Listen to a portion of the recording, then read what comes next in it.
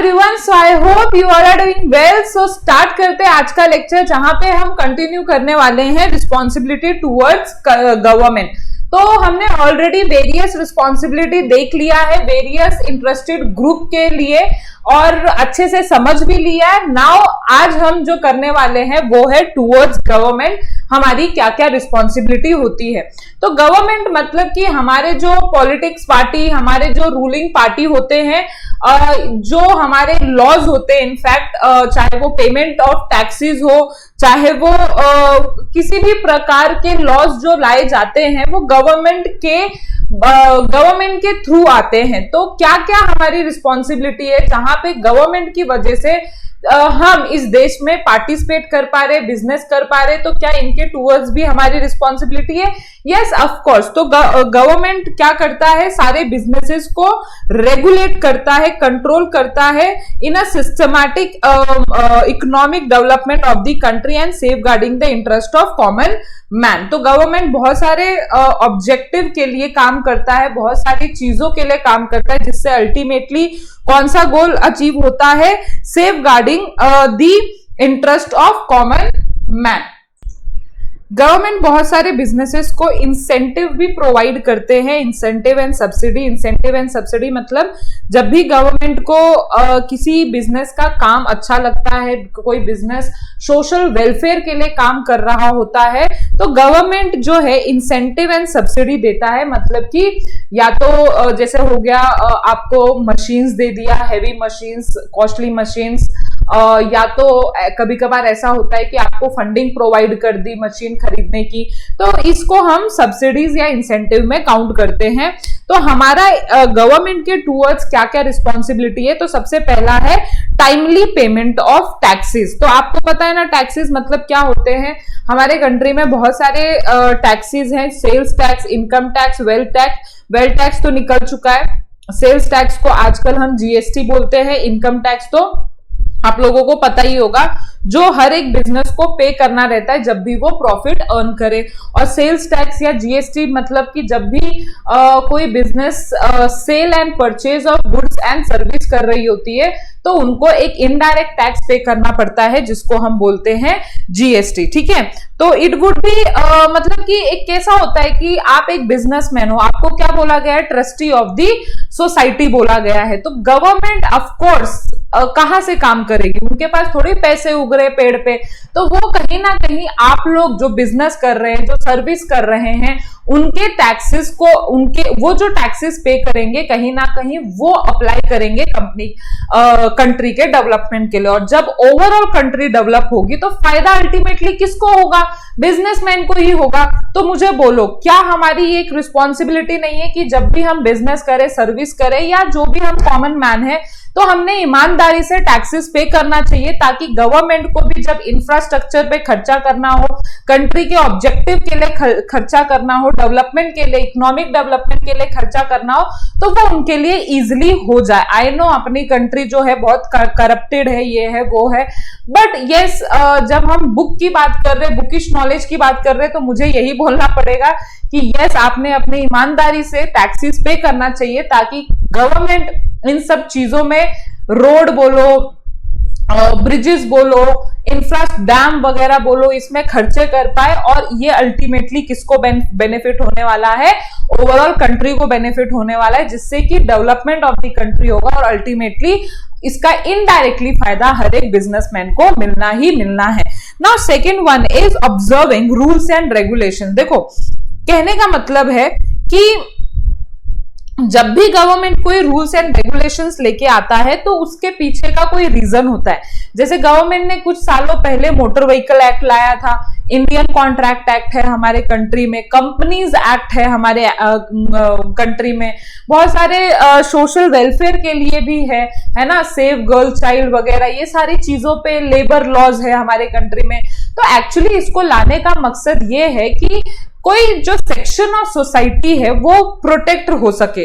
तो अगर कोई लॉ एंड एक्ट मतलब कि लाया गया है और आप उसे फॉलो नहीं कर रहे हो, तो मतलब इससे क्या होने वाला है, इससे जो कॉमन पीपल है ना उनका बेनिफिट होगा ना आपका बेनिफिट होगा, और जो पूरी कंट्री के जो रहेगी वो एक टेररिज्म की तरह आपको दिख रहा होगा कि कोई भी किसी को मार रहा है, कोई भी किसी से पैसे छीन के जा रहा है। तो एक सोसाइटी में अच्छी चीजें मेंटेन करने के लिए गवर्नमेंट को ये सारे रूल्स एंड रेगुलेशंस लाना पड़ता है कि कोई दूसरों के ऊपर दूसरों के मतलब कि है ना पैसों के ऊपर ना जैसे मर्डर की धमकी देके उसके पैसे ले लिए और फिर वो अपना घर चला रहा है, तो ऐसा चीज नहीं होना चाहिए। तो वैसे ही जो बिजनेसमैन है, अगर बिजनेसमैन के लिए कोई स्पेसिफिक रूल्स एंड रेगुलेशंस बनाए गए हैं तो ये गवर्नमेंट का उसके पीछे कोई ऑब्जेक्टिव है। तो इसलिए हर एक बिजनेसमैन ने ट्राई करना चाहिए उस रूल्स एंड रेगुलेशंस एक्ट को, लॉज को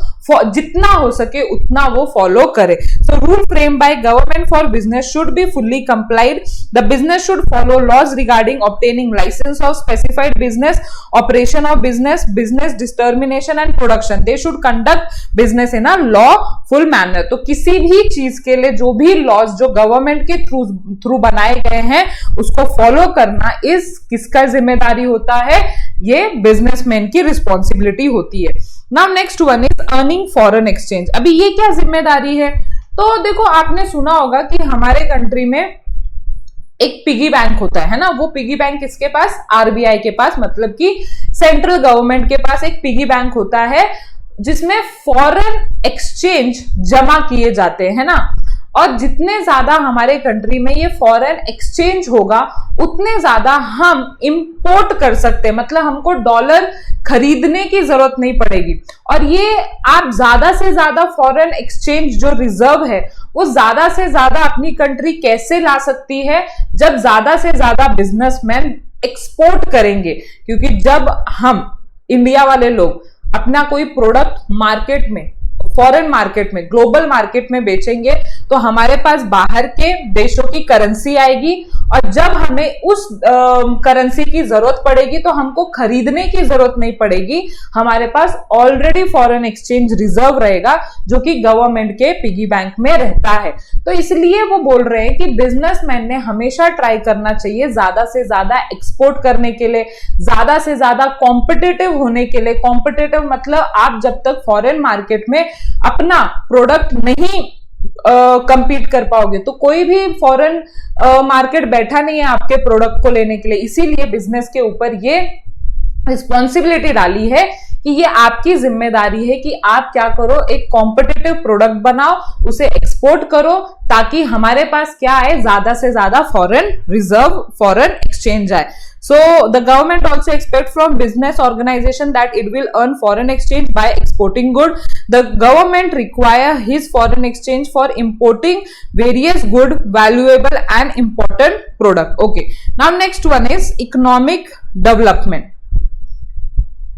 इकोनॉमिक डेवलपमेंट मतलब कि सारी government set a target and balance and rapid economic growth of the country. The business organisation should provide necessary cooperation to the government. देखो अभी जो बड़े बड़े जो अपने बिजनेसमैन होते हैं जैसे रिलायंस इंडस्ट्रीज, टाटा, ये सारे जो भी बड़े बड़े इंडस्ट्रियलिस्ट है वो गवर्नमेंट का कहीं ना कहीं मीटिंग होता है गवर्नमेंट के साथ, वो कहीं ना कहीं कोऑपरेट करते हैं इंडिया की डेवलपमेंट में। ये सिर्फ ये तो मैंने गिने चुने नाम लिए, ऐसे बहुत सारे फेमस इंडस्ट्रियलिस्ट हैं, बिजनेसमैन है, एंटरप्रेन्योर है, जो गवर्नमेंट के साथ मिलके कंट्री का इकोनॉमिक डेवलपमेंट के बारे में सोचते हैं और कोई ना कोई डिसीजन लेते हैं। तो कहने का मतलब कि इन बिजनेसमैन ने सिर्फ अपने पॉइंट ऑफ व्यू से, अपने बिजनेस पॉइंट ऑफ व्यू से नहीं सोचना चाहिए, कंट्री के इकोनॉमिक डेवलपमेंट के टूवर्ड्स भी सोचना चाहिए। और ये कैसे सोच सकते हैं, गवर्नमेंट का साथ देके, गवर्नमेंट को कुछ जो भी चीजें हैं, जो भी उनके दिमाग में है, जो भी आइडियाज हैं, वो शेयर करके। Okay, now implementing socio economic policy, फिर उसी की आगे की बात है ये कि इकोनॉमिक डेवलपमेंट आप कर रहे हो प्लस सोशो इकोनॉमिक पॉलिसी भी आप करते रहो। सोशो इकोनॉमिक पॉलिसी जिससे कि गरीबों का भी फायदा हो, जिससे इकोनॉमिक डेवलपमेंट हो। सिर्फ गरीबों का फायदा ये मेन एम नहीं होना चाहिए, गरीबों के फायदे के साथ साथ प्लस अपना ओवरऑल इकोनॉमिक डेवलपमेंट हो, चाहे वो एग्रीकल्चर सेक्टर हो, चाहे वो सेकेंडरी सेक्टर हो या टर्शरी सेक्टर हो, एवरी सेक्टर में बढ़ोतरी होनी चाहिए। हर साल जीडीपी बढ़ना चाहिए हमारी कंट्री का। तो ऐसे पॉलिसीज हमारी कंट्री ने इन बिजनेसमैन के साथ मिलके लेना चाहिए। अभी इसमें बिजनेसमैन क्या करेंगे, तो बिजनेसमैन ही तो वो लोग हैं जो अल्टीमेटली गवर्नमेंट की हेल्प कर सकते हैं कि हमने कौन से प्रोडक्ट को, जैसे कि आजकल डिजिटल इंडिया ये सारी चीजें आ रही है, जियो के वजह से हमारे कंट्री में बहुत ज्यादा नेट जो है, इंटरनेट जो है वो सस्ते हो गए हैं ऑल दैट। तो जो हम टेक्नोलॉजी पे बहुत ज्यादा इन्वेस्ट कर रहे हैं, बाहर की कंट्री से हमारी टेक्नोलॉजी compete कर पा रही है, और ये सारी चीजें में हम कहीं ना कहीं आज के तारीख में देखा जाए तो because of Narendra Modi ji and many industrialist हम थोड़ा ओवरऑल कंट्री में कहीं दिख रहे हैं कि yes we have a potential, और हम भी टेक्नोलॉजी में कहीं ना कहीं पार्टिसिपेट, टेक्नोलॉजी एरिया में कहीं ना कहीं पार्टिसिपेट कर रहे हैं। तो वही सारी चीजें बोलिए कि हमने सोशो इकोनॉमिक पॉलिसीज इंप्लीमेंट करते रहना चाहिए, ये हमारी रिस्पॉन्सिबिलिटी है। सजेशन टू दी गवर्नमेंट, तो सेम कि हमने as a businessman, as a industrialist suggest करना चाहिए गवर्नमेंट को कि हमने हमारे जो पॉलिसीज है, जो करंट पॉलिसीज लॉस चल रहे हैं, उसमें क्या दिक्कतें हैं, अगर दिक्कतें हैं तो क्या कोई चेंजेस रिक्वायर्ड है क्या। तो ये सारी चीजें, क्योंकि अल्टीमेटली ये बिजनेसमैन को कहीं ना कहीं लॉज एंड रेगुलेशंस तो है, लेकिन बिजनेसमैन को कहीं ना कहीं एक ये बैरियर की तरह भी दिखते हैं। तो कभी कभार ऐसा होता है कि ये जो इंडस्ट्रियलिस्ट होते हैं, ये जो बिजनेसमैन होते हैं, ये सजेस्ट करते हैं गवर्नमेंट को कि आपने इतना ज्यादा पॉलिसीज या इतने ज्यादा रूल्स एंड रेगुलेशंस नहीं लगाने चाहिए, लाइसेंसिंग पॉलिसी नहीं थोपना चाहिए। Such suggestion are helpful for framing organisational friendly policy. अगर ये इन इंडस्ट्रियलिस्ट से ये सजेशन आएगा तो शायद वो लोग ज्यादा फ्रेंडली पॉलिसीज बना सकते हैं, ताकि ना ही हमारी कंट्री फुल फ्रीली काम करे, है ना, कोई भी लॉज ब्रीच करके। और ऐसा भी नहीं होना चाहिए कि हम गवर्नमेंट इतने दबाव दे दे, इतने सारे पॉलिसीज फ्रेम कर दे कि काम ही ना कर पाए। तो एक मिड पाथ डिसाइड करना है गवर्नमेंट और बिजनेसमैन को कि हम कैसे ओवरऑल काम कर सकते हैं। Okay, now seventh one is no favours. Favours मतलब ब्राइब्स। आप इधर लिख सकते हो कि कभी भी बिजनेसमैन ने लॉस के ऊपर जाने के लिए या कोई पॉलिसीज तोड़ने के लिए कभी भी ब्राइब नहीं करना चाहिए, कभी भी फायदा नहीं उठाना चाहिए उनके, वो बहुत हाई पोजीशन पे है इसलिए। तो हर एक बिजनेस ने ये सोचना चाहिए कि हमने ब्राइबिंग नहीं करनी चाहिए। The commercial organisation should not take any favour from, so कोई भी फेवर्स नहीं लेना चाहिए हमने गवर्नमेंट ऑफिशियल से by bribing and influencing them. So just because हम पावरफुल बिजनेसमैन हैं और हम अपने फायदे के लिए कुछ कानून तोड़ रहे हैं, उनको ब्राइब कर रहे हैं, तो ये सारी चीजें हमको शोभा नहीं देती। ये समझना चाहिए, ये हमारी रिस्पॉन्सिबिलिटी, मतलब ऐसी चीज की रिस्पॉन्सिबिलिटी नहीं होनी चाहिए। हमने अच्छे से काम करना चाहिए by following proper rules and regulations. Now eighth one is contributing to government treasury. Government treasury मतलब क्या कि गवर्नमेंट बहुत सारे अपने पास अकाउंट ओपन करके रखते हैं, जैसे कि कॉन्टिजेंसीज फंड्स, जैसे कि कभी अगर फ्लड आ जाता है किसी एरिया में अर्थक्वेक आ जाता है, ड्रॉट आ जाता है या पॉवर्टी रहता है किसी एरिया में, तो गवर्नमेंट टाइम टू टाइम उस एरिया को किसी टाइप की खाना, मतलब जैसे कि उनको फूड, वाटर, ये सारी चीजें सप्लाई करके एक नॉमिनल कंडीशन में रखता है उनको, ताकि वो लोग रह पाए, वो लोग अपने आप को मेंटेन कर पाए। तो ये सारी चीजें जो है गवर्नमेंट कहां से लाता है, या तो आप जो टैक्सेस पे करते हो उससे, नहीं तो बहुत सारे बिजनेसेस जो है ऐसे टाइम पे, ऐसे मुसीबत वक्त पे गवर्नमेंट की ट्रेजरी में फंडिंग देते हैं। जैसे आपने सुना होगा वो कोविड के टाइम पे गवर्नमेंट ने कोविड फंड निकाला था कि अगर आप में क्षमता है, अगर आप इसमें कुछ कंट्रीब्यूट कर सकते हो तो प्लीज डू कंट्रीब्यूट। और ये हम कहाँ पे हेल्प करेंगे, तो जो नीडी वन है, जिनके पास पैसे नहीं है कोविड का इलाज करने के लिए, तो उनके लिए हम ये फंड यूटिलाइज करेंगे। तो बहुत सारे commercial organization must contribute to the government during the emergencies and natural calamities like flood and earthquake etcetera. Okay, so ये सब इतना समझा आपको। नेक्स्ट वन इज, अभी जो हम पढ़ने वाले हैं, आई थिंक सो आपको रिस्पॉन्सिबिलिटी टूवर्ड्स गवर्नमेंट समझ में आ गया हो। अभी हम पढ़ने वाले हैं responsibility towards community, society, public in general. तो ये एक लास्ट टॉपिक है जिसको ध्यान से समझना कि सबसे पहले हम ये किनके टूवर्ड्स रिस्पॉन्सिबिलिटी देख रहे हैं। तो सिंपल सी बात है, जो हमारे कुछ नहीं लगते है ना, जो सोसाइटी है, जो इन्वायरमेंट है, ना ही ये हमारे कंज्यूमर है, ना ही ये इन्वेस्टर है, ना ही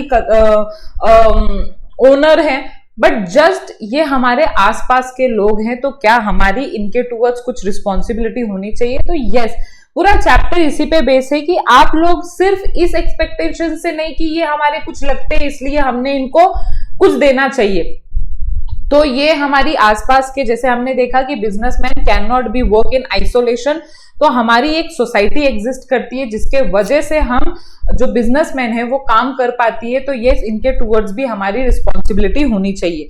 तो सबसे पहले क्या रिस्पॉन्सिबिलिटी है कि हम जिस इन्वायरमेंट में काम कर रहे हैं वो इन्वायरमेंट बहुत स्केयर रिसोर्सेज होते हैं ना, वो इन्वायरमेंट जैसे वाटर पोल्यूशन, एयर पोल्यूशन, ये सारी चीजें हो रखी हैं। तो हमने और प्रॉब्लम क्रिएट नहीं करना चाहिए ये सारी चीजों से, ताकि फ्यूचर जो जनरेशन है जो रिसोर्सेज है उन्हें यूज कर पाए। हम ऐसा नहीं कि इनको एक्सप्लॉइटली यूज करके हम सारे रिसोर्सेज खत्म कर दे। तो pollution is a major problem of present time. Air pollution, water pollution are due to industries, chemical plant, cement plant. The business organisation should take all possible major to minimise this pollution. तो जो भी businessman है जितना हो सके environment को protected रखे, environment को सेफ रखे और स्केयर रिसोर्सेज को खत्म होने से बचाए। ये सबसे पहला रिस्पॉन्सिबिलिटी है towards society. Second one is better and maximum use of resources. तो जब भी हम रिसोर्सेज यूज कर सकते हैं तो यूज करते हैं, तो एज आई टोल्ड यू, ये जो रिसोर्सेज होते हैं क्या होते हैं? स्केयर रिसोर्सेज होते हैं। बहुत मतलब चाहे आप वाटर रिसोर्स बोलो, एयर रिसोर्स बोलो, या कोई भी आयरन ओन बोलो, क्रूड ऑयल बोलो, पेट्रोलियम बोलो, तो ये रिसोर्सेज आगे खत्म हो सकते हैं। तो हमने इसका जो यूटिलाइजेशन करना चाहिए वो बहुत ही अच्छी तरह से करना चाहिए, बहुत ही सोच समझ के करना चाहिए, वेस्टेज नहीं करना चाहिए। तो ये सारी चीजें उन्होंने बोली हुई है कि प्रॉपर एंड ऑप्टिमम यूज करना चाहिए। And the resources like fuel, water, land must be use efficiently. Efficiently मतलब विदाउट वेस्टेज ये सारे रिसोर्सेज यूज होने चाहिए। Now third one, reservation for weaker section. आपने बहुत सारे कंपनीज में देखा होगा कि बहुत सारे हैंडीकैप जो लोग होते हैं उनको नौकरी दिया जाता है, उनको जॉब पे रखा जाता है, because they know their responsibility. That business जो फर्म रहती है उनको खुद की रिस्पॉन्सिबिलिटी पता है कि हमारी सोसाइटी की टूवर्ड सबसे पहले ये रिस्पॉन्सिबिलिटी है कि इसमें जो अनसर्व्ड पीपल है, इसमें जो माइनॉरिटी पीपल है, जैसे दलित हो गए या हैंडीकैप हो गए, इनको कोई पूछता नहीं है, जबकि इनके पास टैलेंट तो कूट के रहता है। आप लोग देखते ही हो, इनमें टैलेंट बहुत अच्छा रहता है, नॉलेज रहता है, लेकिन जस्ट बिकॉज देयर बैकग्राउंड या just because of their some health issues, जो नौकरी पे एज सच कोई इम्पैक्ट नहीं डालने वाला, तब भी हम इनके साथ डिस्क्रिमिनेशन करते हैं। तो ऐसा नहीं करना चाहिए। हमने ट्राई करना चाहिए अपने बिजनेस में ज्यादा से ज्यादा वीकर सेक्शन, जो सोसाइटीज है जिनको कोई पूछता नहीं है, उनको हमने रिजर्वेशन के थ्रू उनको नौकरी देना चाहिए। जैसे आजकल आपने देखा होगा बहुत सारे वुमेन्स को जो कोई पूछते नहीं है, ऑफकोर्स बिजनेसमैन, क्योंकि वो समझते हैं कि मेन के कंपैरिजन वो कम काम करते, कम उनके पास कम फिजिकल पावर होती है, तो उनको इंडस्ट्रीज में नहीं लिया जाता है। तो ये सारी चीजें ये नहीं होना करना चाहिए हमने। So the organization is expected to reserve certain position in their establishment for economically weaker section of the society to lift up the economically weaker section of the society. These people expect financial and other help from business unit which will provide them from time to time. तो इनका expectations रहता है कि yes हमको पूछा जाए because we have knowledge। तो businessman की एक जिम्मेदारी है इनके टूवर्ड्स कि आपने वीकर सेक्शन को yes पूछना चाहिए। Now development of backward region, अगर आप आजकल देखोगे तो हर कोई बिजनेसमैन यही सोच रहा है कि मेरा जो एस्टैब्लिशमेंट होना चाहिए वो कहाँ पे होना चाहिए, डेवलप एरिया में होना चाहिए, है ना, ताकि मेरा जो प्रोडक्ट है वो ज्यादा से ज्यादा बिके, ज्यादा से ज्यादा लोगों के अर्बन एरिया में लोगों के सामने दिखे। लेकिन ऐसा हर वक्त सोचना सही नहीं है। अगर आपका ऑलरेडी बिजनेस जो है स्टैब्लिश है अर्बन एरिया में, तो एक आधा ब्रांचेस जो है, एक आधा जो टेरिटरी है आपके बिजनेस का, वो आपने बैकवर्ड रीजन में सेट करना चाहिए। बैकवर्ड रीजन में इसलिए ताकि उधर जो गरीबी है, उधर जो गरीब लोग हैं उस बिजनेस में नौकरी कर पाए, जॉब कर पाए और कहीं ना कहीं उनका स्टैंडर्ड ऑफ लिविंग बढ़े। तो जितने ज्यादा लोग ऐसे सोचेंगे कि हम सिर्फ अर्बन एरिया में सेटअप करें रूरल एरिया के बजाय, तो शायद ही हमारा जो ये बैलेंस है, शायद ही जो हमारा ये इम्बैलेंस जो क्रिएट हो रखा है कि अर्बन एरिया बहुत डेवलप और रूरल एरिया बहुत ही अंडर डेवलप, ये शायद ही कवर हो पाए। तो ये गैप को मिटाना, ये गैप को खत्म करना रिस्पॉन्सिबिलिटी किसकी होती है, बिजनेसमैन की होती है। इसीलिए हमने ये सोचना चाहिए कि हम बैकवर्ड रीजन में कैसे अपने एस्टैब्लिशमेंट जो है वो सेट कर सकते हैं ताकि वो एम्प्लॉयमेंट अपॉर्चुनिटी क्रिएट करे, उधर के लोगों की परचेजिंग पावर इंक्रीज करे। परचेजिंग पावर मतलब जब उनके पास इनकम जनरेट होगा एम्प्लॉयमेंट के थ्रू, तो उनके हाथ में पैसा बढ़ेगा और वो ज्यादा से ज्यादा अपना स्टैंडर्ड ऑफ लिविंग मेंटेन कर पाएंगे, ठीक है, thereby helping backward region to develop and overall उस एरिया का डेवलपमेंट होगा। Now protect against anti social activity.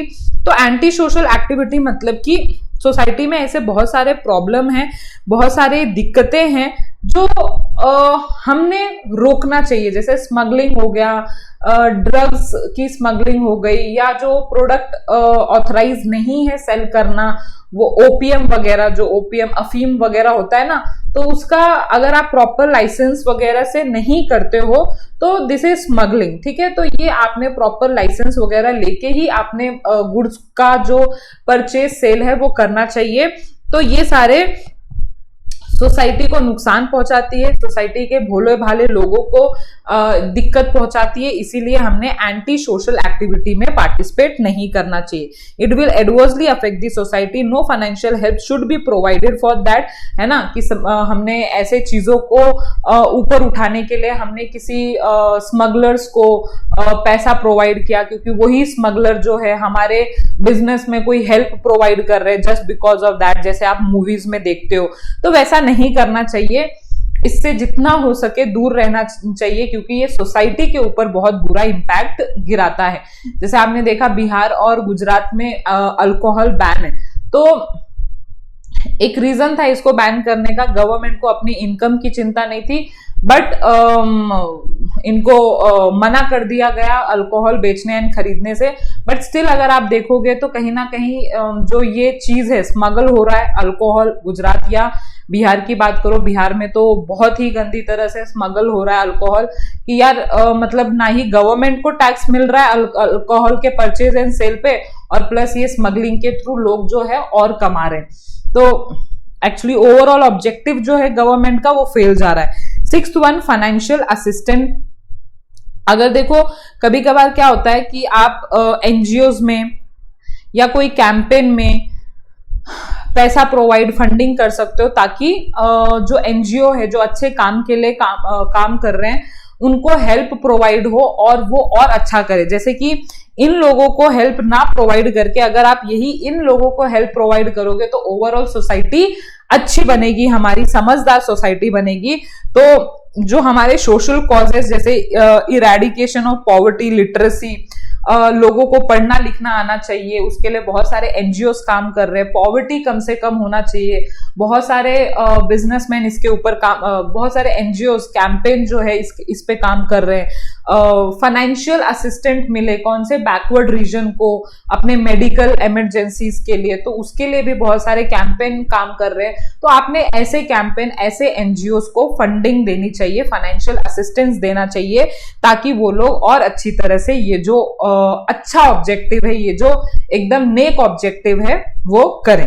Okay, now 7th one is prevent congestion. अभी प्रिवेंट कंजेशन मतलब जैसे आपने देखा होगा बहुत सारी इंडस्ट्रीज के लिए क्या हो जाता है, बहुत सारी इंडस्ट्रीज जो है अर्बन एरिया में सेटअप होके ट्रैफिक जैम का प्रॉब्लम, या आपने देखा होगा कि वो ट्रक खड़ा कर देते हैं कहीं पे, तो जिससे कि पूरा रोड जो है वो पूरा जाम हो जाता है। तो ये सारी चीजें इंडस्ट्रियलिस्ट ने बहुत गौर से देखना चाहिए कि जस्ट बिकॉज आपका एक ट्रक, जस्ट बिकॉज आपने ऐसे एरिया में अपने आप को सेटअप कर दिया जिसके वजह से noise pollution, water pollution, air pollution हो रहा है, रेसिडेंशियल एरिया में आपने कभी भी ये सारे इनफैक्ट अलाउड भी नहीं है रेसिडेंशियल एरिया में इंडस्ट्रीज को ओपन करना, बट फॉर एग्जांपल आपने इलीगल कर दिया, तो ऐसी चीजें नहीं होनी चाहिए। So the business should avoid congestion of industries in city bye spreading industry in different place और लोकेशन। आपने कौन से एरिया में, MIDC टाइप एरिया में आपने सेटअप होना चाहिए। MIDC एरिया मतलब ऐसी ही एरिया रहती है जो इंडस्ट्रीज जहां पे रहते हैं, and industries should preferably located in industry zone only. It will avoid adverse effect on a residential area. Now 8th one is employment generation. So employment generation में क्या बोला हुआ है, ओवरऑल यही बोला हुआ है कि आपने जितना हो सके उतना एम्प्लॉयमेंट जनरेट करना चाहिए, जितना हो सके उतना लोगों को नौकरी मिलना चाहिए आपके बिजनेस से, तो इसमें ओवरऑल सोसाइटी का हेल्प होगा, ठीक है, और ओवरऑल सोसाइटी जो है उनकी स्टैंडर्ड ऑफ लिविंग बढ़ेगी। तो ये था हमारा गवर्नमेंट के towards responsibility and public in general के टूवर्ड्स रिस्पॉन्सिबिलिटी।